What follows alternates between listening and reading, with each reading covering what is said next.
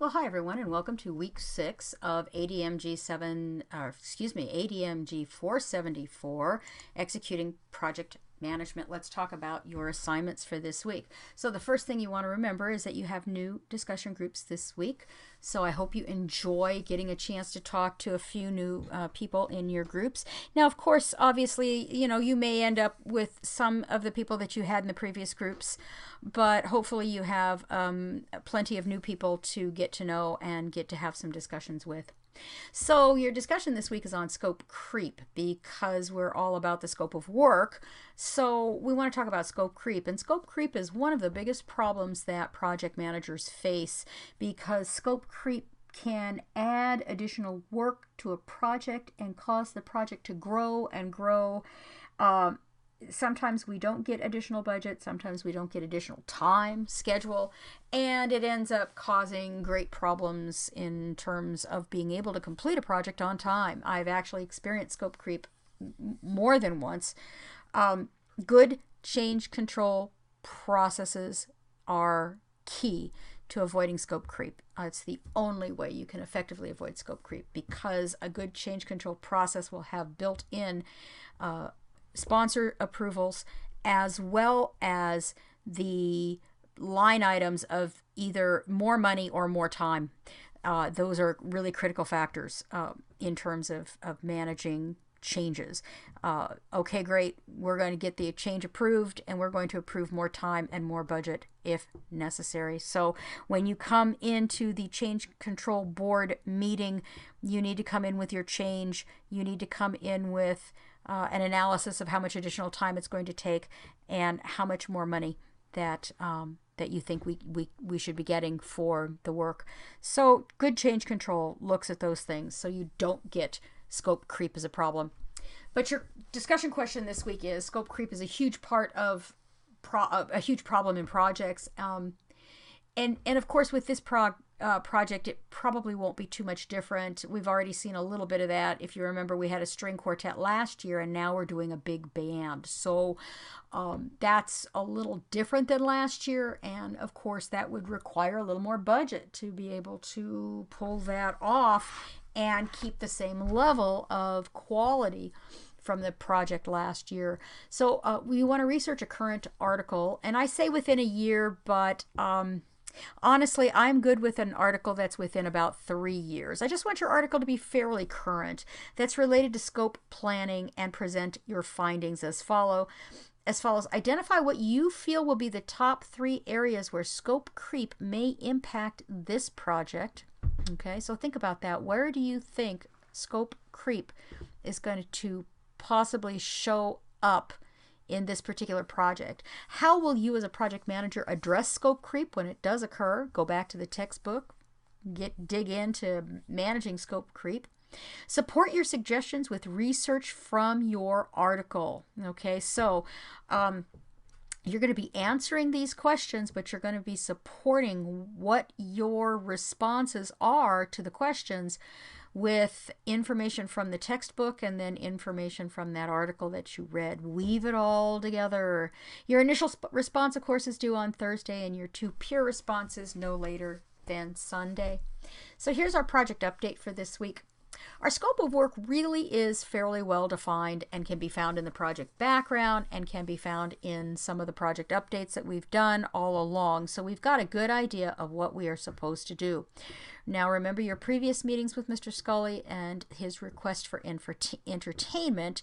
Don't forget to add that information to the scope of work as we move forward. So your individual assignment this week is all about preparing a scope management plan. Now, in order to prepare a scope management plan, you have to define your scope of work. So I want you to spend some time figuring out exactly what your scope of work is. Follow the instructions on page 148 to 150 and then come up with a definition for your scope of work. Now you're going to take that scope of work definition that you did in step 1 and you're going to open up that project scope statement template that's located in the class project module list, and you're going to start off that template with your project scope. Okay, so spend some time defining it and then include it in the template. So in the template, you're also going to include your key deliverables with acceptance criteria. Now remember, acceptance criteria is how are we going to judge that that key deliverable is acceptable and meets the standards by which we have defined. So you don't want to forget to include project management activities as part of your project deliverables as well. You're going to include project exclusions, constraints, and assumptions. Again, back into the text so that you understand what a project exclusion, constraint, and assumption is. We dealt with this in 374. Now you're going to deal with it in a much deeper sense as you prepare this scope statement. So Exhibit 6.3, this is an example of what that template looked like for a project called Alternative Breaks. And this is just an idea. And while I like having this as an example, I will caution you against being too brief with your titles for the key deliverables and the titles for the data for the acceptance criteria. I think that I think there's too much brevity in some of that. You probably will need to define your key deliverables with more than 1 or 2 words. You may need to include a few more words there, and absolutely better acceptance criteria. These things need to be better defined. Again, 1 or 2 words not going to be enough. Okay, just so you know. And then here again are some examples of exclusions, constraints, and assumptions. This is what the actual template looks like that you will be opening up. Don't forget to put your project title, your date, your project work statement, which will be your scope of work. Your project work statement is your scope of work. Your key deliverables. Now there's 5 slots for key deliverables. If you need more, add more. If you have less, take a few away. I doubt you have less. You probably need more. And again, don't hesitate to add as much space as needed to define them clearly and thoroughly. And then again, your exclusions, constraints, and assumptions are there. Now, the second part of this is that you will use the information from your scope of work to create a work breakdown structure table that is similar to Exhibit 611. Now, you're going to be detailing the project deliverables here.